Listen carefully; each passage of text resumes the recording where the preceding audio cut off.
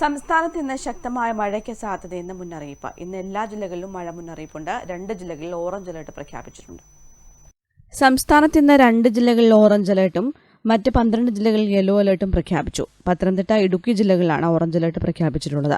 ഒറ്റപ്പെട്ട പ്രദേശങ്ങളിൽ കനത്ത മഴയ്ക്ക് സാധ്യതയുണ്ടെന്നാണ് മുന്നറിയിപ്പ്. അതേസമയം സംസ്ഥാനത്ത് അടുത്ത ദിവസങ്ങളിൽ വ്യാപകമായി ഇടിമിന്നലോടുകൂടിയ മിതമായ ഇടത്തരം മഴയ്ക്ക് സാധ്യതയുണ്ടെന്നും കേന്ദ്ര കാലാവസ്ഥാ വകുപ്പ് അറിയിച്ചു.